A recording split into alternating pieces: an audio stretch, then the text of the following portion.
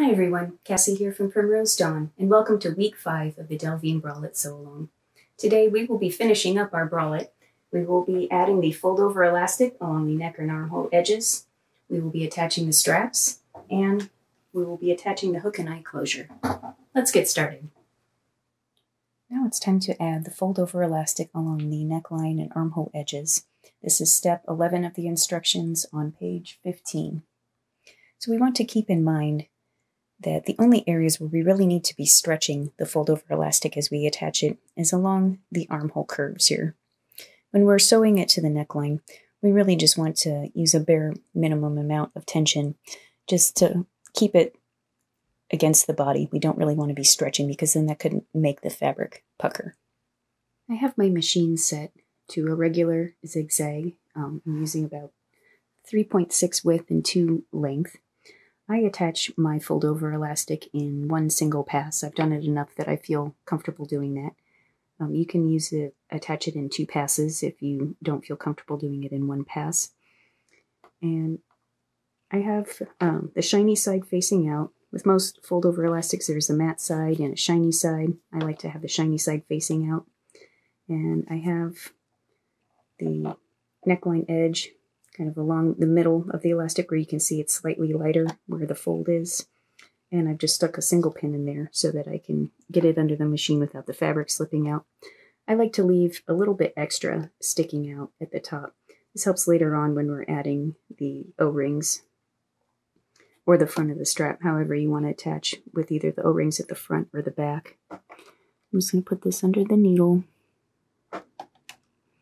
And having a bit of extra at the top also helps your machine get started.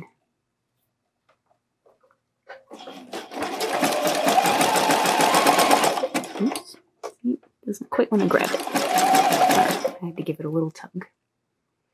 I'm going to take out my single pin and just go slowly and align this edge of the neckline with the fold line on the fold-over elastic. And just apply the barest amount of stretch to the elastic as I go. I'm trying to get my stitching close to this edge of the elastic.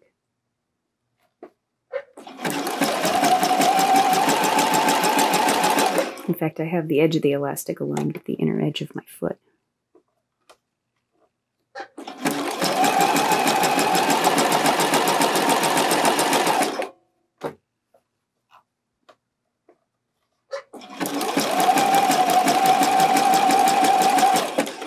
Try not to go over the edge of the elastic like I was just doing there.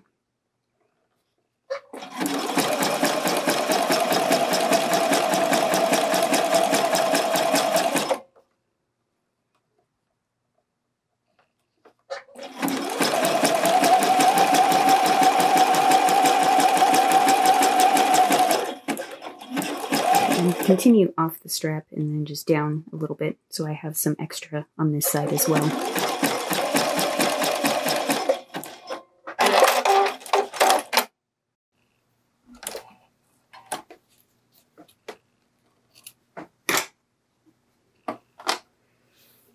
Okay, so there's my neckline. Oh, that's a little crooked. It's kind of hard to sew with a camera in your way. So I find that the elastic tends to look a lot nicer if I go and steam it a little bit with the iron. You want to be careful with the amount of heat that you use. You don't want to melt your elastics or any of your fabrics. So it helps to just hover the iron above the fabric and give a few shots of steam. That'll help the elastic relax and look nice. I'm ready to attach the fold-over elastic to the underarm edge now, and I think I'm going to add some pins in as a reminder to myself of where I need to be stretching the elastic more. And we want it to be stretched just a little more in this armhole curve. So I'll just add a few pins, probably about here. Again, this is just a guideline, depends on what your personal preference is. If you feel like you need the elastic to be tighter in this area or not, that's up to you. So now I'm going to get ready to sew. Just like I did at the neckline edge, I'm leaving some excess elastic up at the top here, and that's going to help me attach the straps later on, and hopefully this will also help the feed dogs get started with the sewing.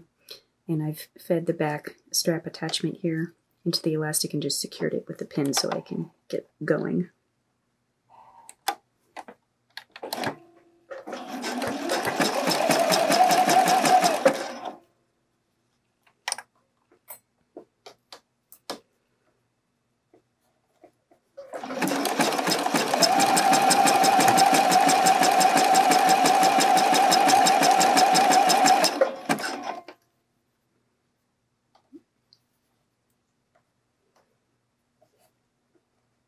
If you stuck pins in, you really don't want the ends extending out past the fabric, because then it's going to kind of bump into the elastic.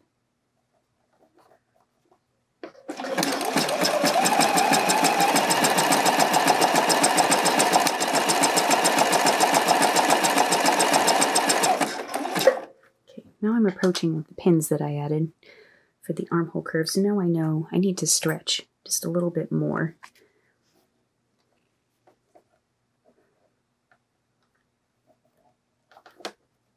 Sorry about the camera.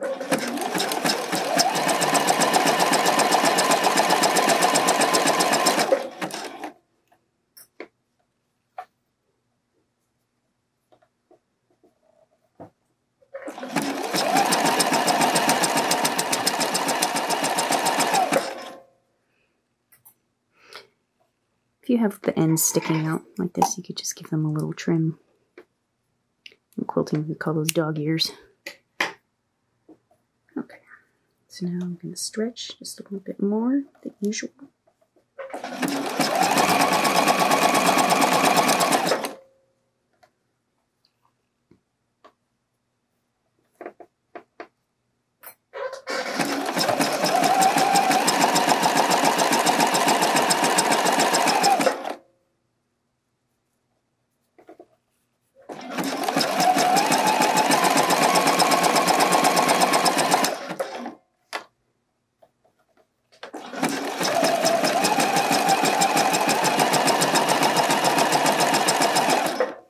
As you approach the front, top of the front strap attachment here, your fold-over elastic is going to overlap the neckline elastic. That should happen, so don't be alarmed if that happens.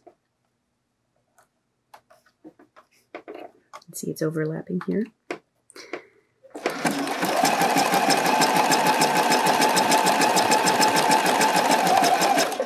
Okay.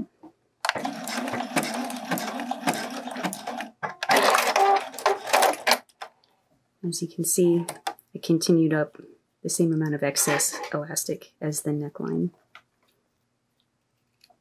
So now I'm going to go and steam this, and then also the other side as well.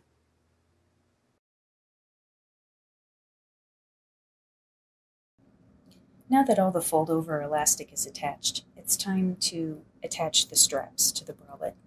Now in this particular style, I have the O-rings at the back of the straps, and that's because the neckline and the front strap attachment here ends right around the collarbone of your body, and I thought it would be really uncomfortable to have the O-rings pressing down on your collarbone, so I put them at the back for this style. But you could have them at the front if you don't think that would bother you. Now the key for attaching the straps is to find a point where the fold-over width, the front strap attachment, is the exact same width as the strap, because you don't want the front strap attachment to be wider than the strap itself. So I'm just going to pin that, and I'll probably add a marking with a washable marker, and then you want this same point on the other side to be at the same height. So I'm going to go ahead and probably just sew one side, and then I'll come back and match it to the other side. I've marked the attachment point with my Frisian pen because I wanted a really thin, precise line. And I changed out my threads to white because the straps are white and I wanted the thread color to blend in. And I'm going to use just a regular straight stitch. Now as soon as I get this positioned, I'm going to take my pin out. In fact, I'm going to sink my needle down, take out my pin.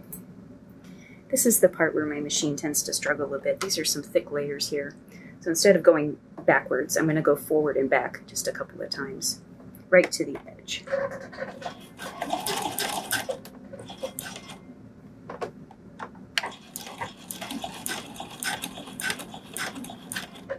I'm actually sewing next to this line I see. That just is where my needle went down.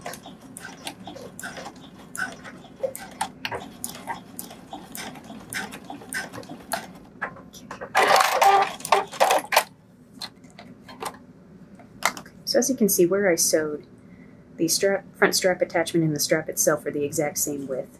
So that when we turn it back, it makes a really nice join. So I'm going to go ahead and trim my threads here. Oops, if I can grab my scissors. And I'm going to add a little bit of top stitching. Just fold this back and press it really well with my fingers. And now I'm going to sew along the strap side. And I have the seam allowances here pressed back. I just want to secure these down so that they're not flopping around on the inside. So I'm aligning this join here with the inner edge of my foot, and I'm just going to go forward and back a couple of times.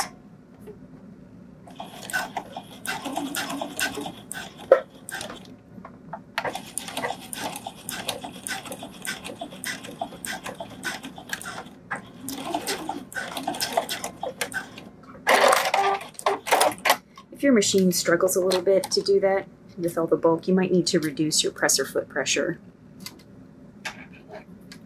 So I can cut my threads, and I can cut off this excess elastic allowance. Okay, we got a nice front strap join. Now in order to have the strap joins be perfectly aligned, I have folded my bralette in half, and I'm just aligning everything, the seam lines here, and just going up and up and up. And I'm going to put just a pin in where this first strap join is, so that I know where to join the next strap.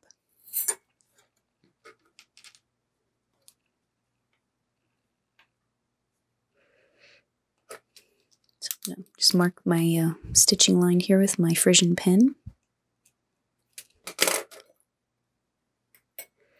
And pin the strap down just until I can get it underneath the machine. I repeated the same sewing steps for attaching the second strap, and now we're going to thread the back strap attachment through the O-ring and fold it back to the inside.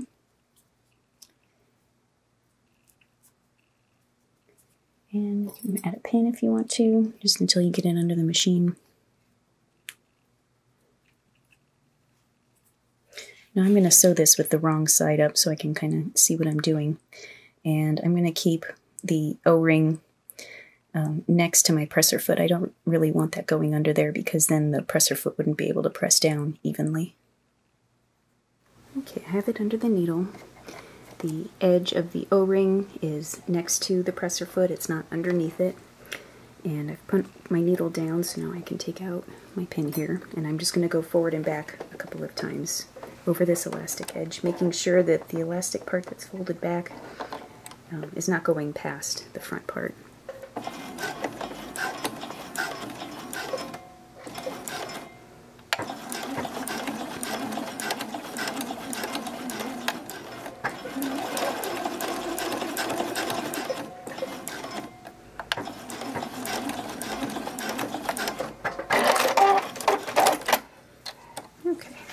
That looks nice. I just need to trim my threads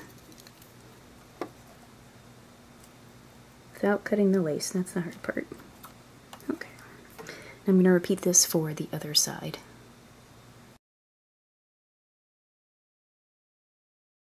The last step now is to attach the hook and eye. This is the part I always have to think hard about.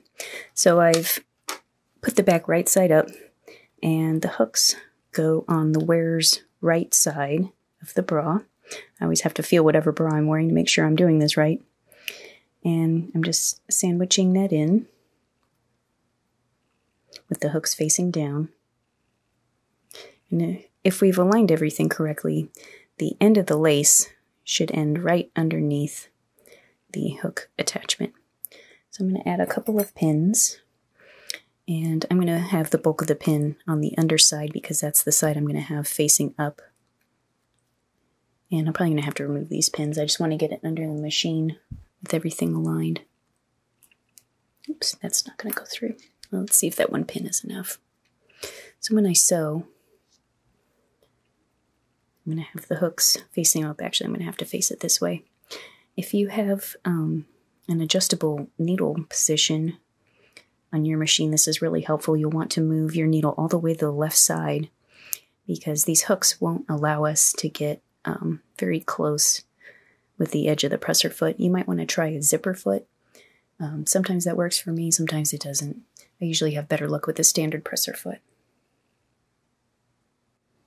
I have my machine set on a straight stitch, and I have adjusted the needle position all the way to the left as far as it can go. And I have the hooks pressed up against this edge of my presser foot. So my needle is maybe like a 1/16 of an inch in from the edge of this hook tape. And that should be enough to get it attached. Let's see. Oops. I'm just going slow, and I'm pressing in as much as I can without running the hooks underneath the presser foot.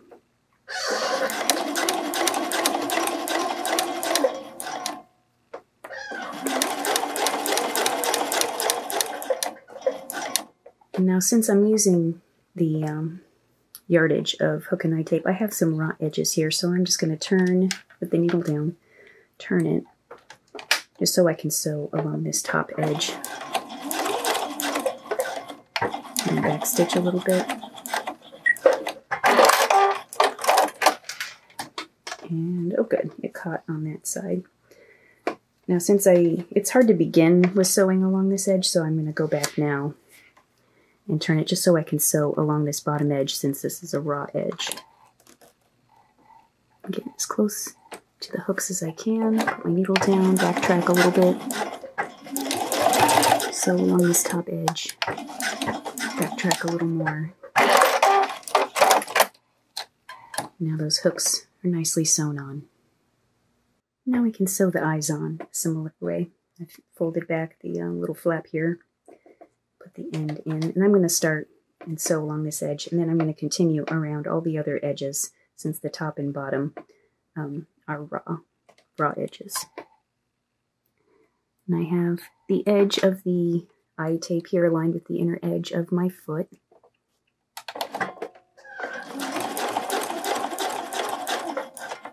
I still have the needle in the far left position, which is fine. Oops, sorry, I bumped the camera. I'm going to, I could go one more step. Turn and sew near this raw edge, just so it doesn't fray a whole lot. Now this is not a raw edge here, but just to make my life easier, I'm going to stitch down.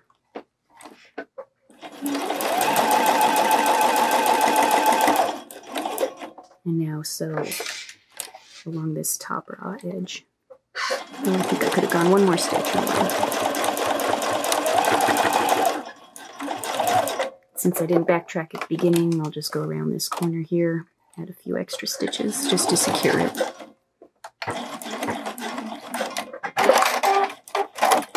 Okay, and now the eyes are sewn on. And here's our finished bralette. The right side and the wrong side. Let's take a look at it on the dress form.